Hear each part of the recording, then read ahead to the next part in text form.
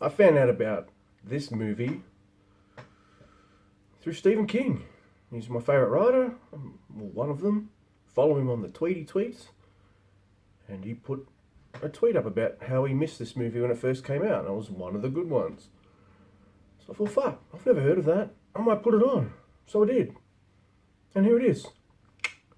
1959's The Wreck of the Mary Deare. It's directed by a man named Michael Anderson, and I'm pretty sure I've seen one of his movies before, which was Logan's Run. I remember really enjoying that movie. And this movie, The Wreck of the Mary Deare, also stars, it stars Gary Cooper and Charlton Heston and a whole bunch of other actors like that only your parents or grandparents will know the names of or really care about. So there you go. So the gist of this movie is there's this like captain of this sabotaged and damaged ship, and he needs this kind of salvage dude played by Charlton Heston to kind of help him prove his innocence about, you know, not what caused it, but the reasons behind it, and about getting the insurance money and people dying and shit. And it goes to places that just, because it starts, this movie, I've never seen a movie before that moved at a steady clip. Or maybe I have. I've seen a lot of movies that move at a steady clip, but this one moves at a steady clip. But everything it moves to is kind of dull and uninteresting. Yeah. I guess I've let the cat out of the bag. Now, Gary Cooper's character, Gideon Patch, he's the captain of this wrecked ship. And for a guy that wants to prove his innocence so badly, he doesn't do anything to defend himself until the last minute. And by then, he misses opportunities to legally state his case, which will help him in the long run, because then he can, you know, he's got his statement out there, it's already on the record, all that kind of stuff. So, but no, he keeps his cards close to his chest, he lies, then they catch him out on the lie, so they don't believe him, which, why would you? He's just lied to you by not giving you the full story and shit.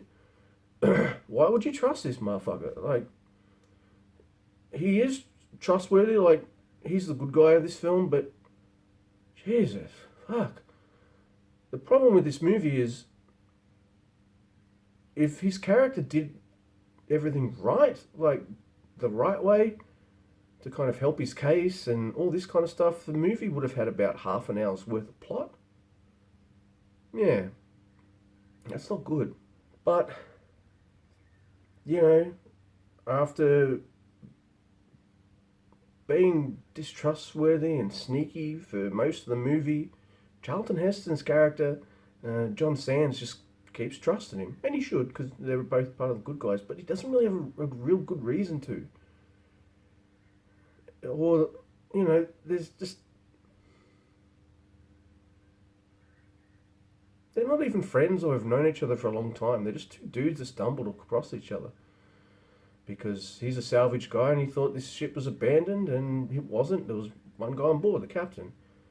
I did a tiny bit of reading on this movie, and I got a bit of interesting trivia here. So apparently Alfred Hitchcock was all set to make this movie because he always wanted to work with Gary Cooper. And a few weeks in, him and the guy he had writing the movie with him decided not to make The Wreck of the Mary Deare because it would turn out to be, excuse me, a boring courtroom drama. And guess what? It's a bit of a boring courtroom drama. It's a well-acted one.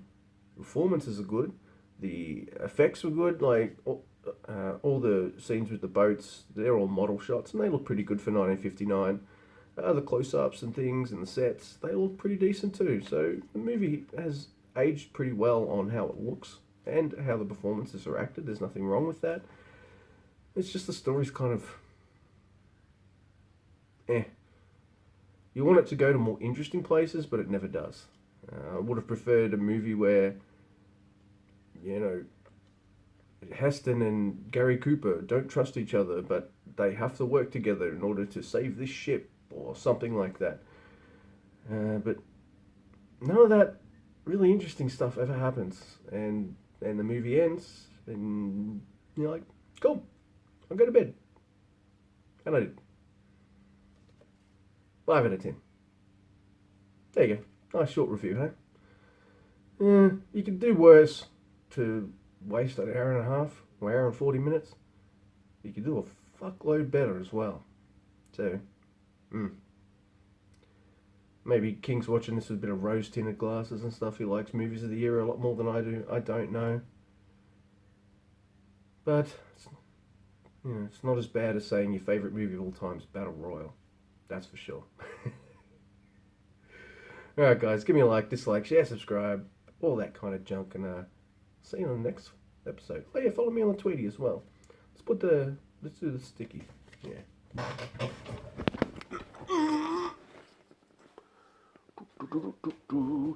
You can go down here next to Maximum Overdrive.